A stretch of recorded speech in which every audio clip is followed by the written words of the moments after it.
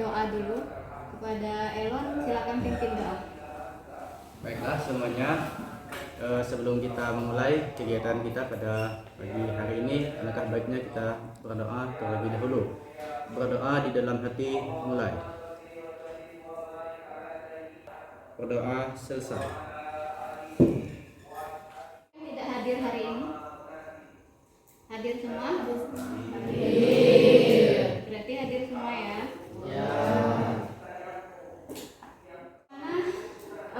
Kondisi kelas saat ini silakan diperhatikan, bersih tidak? Jika ada sampah di samping silakan diambil. Perlengkapan baju ini lengkap, yang kurang rapi silakan dirapikan kembali. Sudah? Jika sudah, sekarang kita akan menyanyikan lagu wajib nasional, yaitu Satu Nusa Satu Bangsa. Mari kita nyanyikan lagu Satu Nusa Satu Bangsa bersama-sama. 1, 2, 3. Satu nusa, satu bangsa, satu bahasa kita. Tanah air pasti jaya untuk selama-lamanya. Indonesia pusaka, Indonesia tercinta. Nusa bangsa dan bahasa kita bela bersama. Selesai. Selanjutnya materi hari ini akan Ibu sampaikan tentang khutbah, tablik, dan dakwah. Nah, adapun tujuan pembelajarannya, yang pertama siswa mampu menganalisis pengertian khutbah, tablik, dan dakwah. Yang kedua, siswa mampu mempresentasikan khutbah, tablik, dan dakwah. Yang ketiga, siswa mampu menerapkan khutbah, tablik, dan dakwah. Yang keempat, siswa mampu membiasakan sikap menebarkan Islam rahmatan lil alamin. Nah, selanjutnya materi kita adalah, ada yang paham tentang apa itu khutbah? Izin semuanya. Khutbah adalah yaitu menyampaikan pesan tentang takwa sesuai dengan perintah Allah Subhanahu wa taala dengan syarat dan rukun-rukun tertentu. Inti yang pertama itu ada aktivitas 1. Nah, sekarang udah Ibu tampilkan surat Al-Imran ayat 104. Nah, mari kita baca bersama-sama. Silakan kepada ketua kelas dipimpin baca surat Al-Imran secara bersama-sama. Bismillahirrahmanirrahim.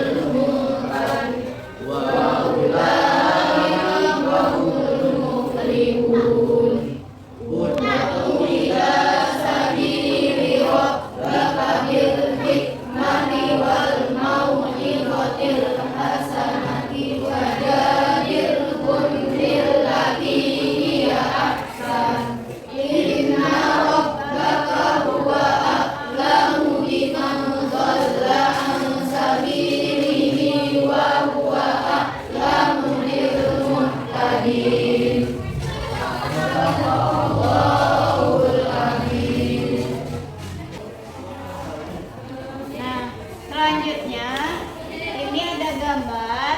Nanti kita akan mengkritisi dari gambar tersebut.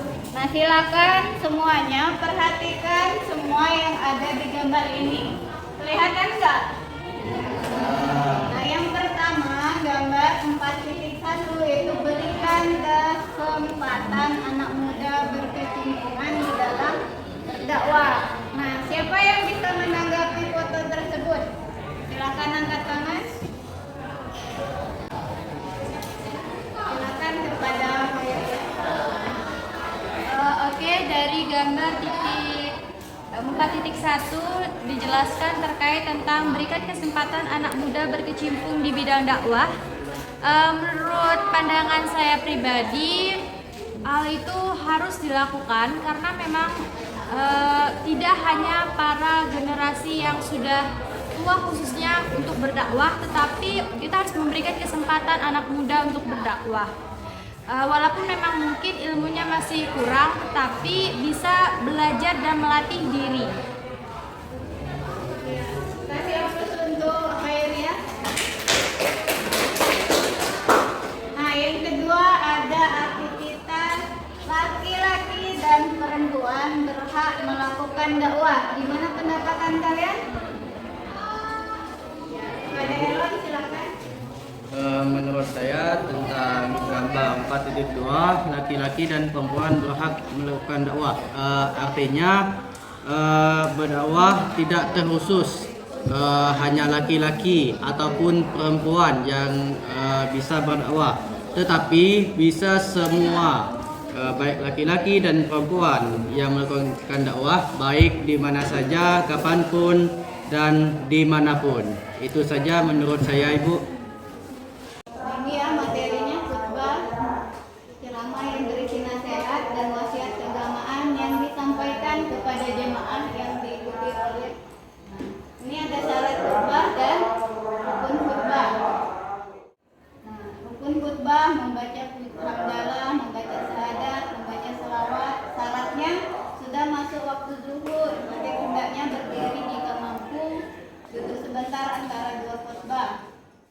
Lanjut, Ibu akan membagikan kelompok.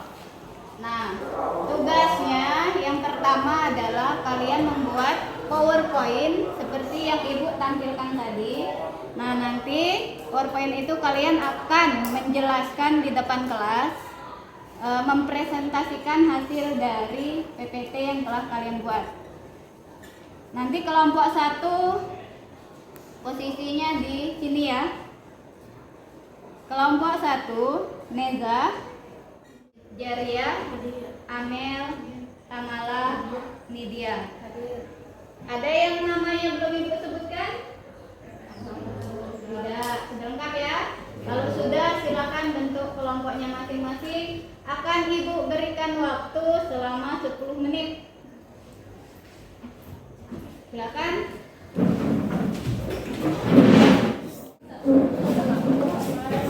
Sudah. Nah, di sini Ibu akan membagikan lembar kerja peserta didik. Tulis nama kelompoknya. Assalamualaikum warahmatullahi wabarakatuh. Waalaikumsalam warahmatullahi wabarakatuh. Baiklah, kami dari kelompok 1 yang telah membacakan di malam akan mempresentasikan hasil diskusi kami atau PPT yang telah kami buat tentang menebarkan Islam dengan santun dan damai melalui khutbah takbir dan dakwah yang akan dibacakan oleh teman saya itu Ustaz Arifah. Pada Ustaz Arifah, silakan.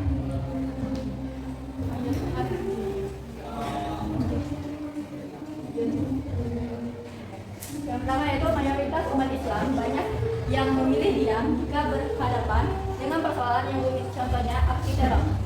Bom oleh sebagian oknum, Islam memerangi kemaksiatan dengan cara-cara yang kasar dan menakutkan. Mau menang sendiri saat mengutarakan argumen atau karena unggul sebagai mayoritas, serta sangat abal dengan keberagaman. Semua pandangan itu tentu tidak benar. Belajar dari sirah Rasulullah, kita mendapatkan banyak hikmah tentang bagaimana Islam itu harus dibawa dan diperjuangkan. Islam diajarkan oleh beliau dengan kelemah lembutan, santun, damai, dan akhlak yang baik melalui cara.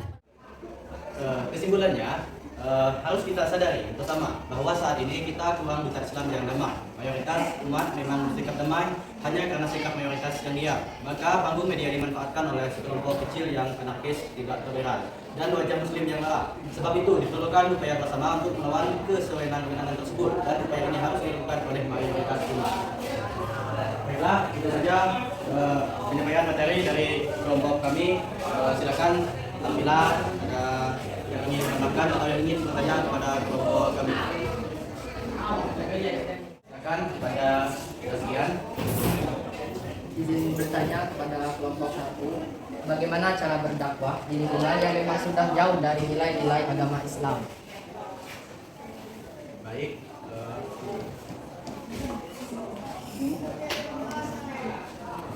Baik, izin menjawab pertanyaan dari sekian. Soal bagaimana cara berdakwah di lingkungan yang memang sudah jauh dari nilai-nilai agama Islam. Jawab, cara berdakwah di lingkungan yang memang sudah jauh dari nilai-nilai ajaran Islam adalah dengan menggunakan metode dakwah bilhal. Dakwah bilhal adalah dakwah dengan perbuatan. Jika berdakwah menggunakan kata-kata dirasa sulit, maka dapat dengan memberikan contoh perbuatan atau tindakan. Baik, itu saja jawaban dari kelompok kami dan juga presentasi dari kelompok kami. Mohon maaf apabila ada kata-kata yang salah atau penyampaian materi yang salah dari kelompok kami. Kami akhiri. Wassalamualaikum warahmatullahi wabarakatuh.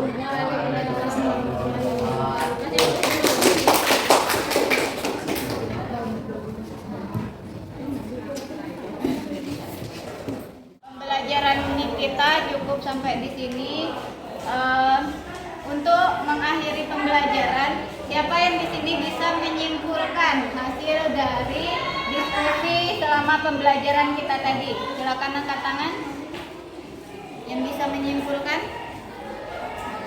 Ya, kepada Hoiria, silakan. Oke, setelah kita belajar tadi di sini saya dapat menyimpulkan terkait tentang 3 pembelajaran, yaitu yang pertama kita belajar tentang dakwah, kemudian tablik dan juga khutbah. Nah, menurut saya pribadi dapat kita simpulkan terdapat perbedaan di antara ketiga tersebut, yaitu yang pertama adalah dakwah, yaitu usaha untuk mengajak manusia untuk berbuat kebaikan dan menjauhi kemungkaran. Kemudian untuk khutbah sendiri ialah seperti kegiatan ceramah agama yang telah ditentukan waktunya, seperti misalnya pada saat sholat Jumat dan sebagainya. Kemudian untuk tablik sendiri merupakan metode dakwah dengan lisan yang biasanya dilakukan di tempat-tempat yang umum dengan jumlah para hadirin yang tentunya banyak. Oke, mungkin sudah cukup Ibu. Dihapus dulu untuk Hoiria. Ini ada tugas untuk di rumah. Yang pertama silakan nanti dikerjakan di rumah, itu untuk tes formatif pengetahuan. Nah, tugasnya adalah buka di buku paket halaman 170. Nanti silakan kerjakan di rumah ya. Nah, selanjutnya untuk minggu depan materi kita adalah berpikir kritis ya. Nah, selanjutnya setelah itu cukup sekian pembelajaran kita, dan Ibu akan mengasih motivasi, yaitu berpesan kepada kalian. Yang pertama adalah jangan berhenti untuk belajar. Nah, belajarlah dimanapun tempatnya, tidak memandang usia tua dan muda. Jangan sampai berhenti belajar, karena setiap manusia itu membutuhkan ilmu. Nah, udah cukup sekian pembelajaran kita. Kepada ketua kelas, silakan pimpin doa untuk pulang. Baiklah, sebelum kita mengakhiri kegiatan pada hari ini, alangkah baiknya kita tutup dengan berdoa terlebih dahulu. Berdoa di dalam hati, mulai. Berdoa selesai. Cukup sekian pembelajaran kita, Ibu akhiri. Assalamualaikum warahmatullahi wabarakatuh. Waalaikumsalam warahmatullahi wabarakatuh.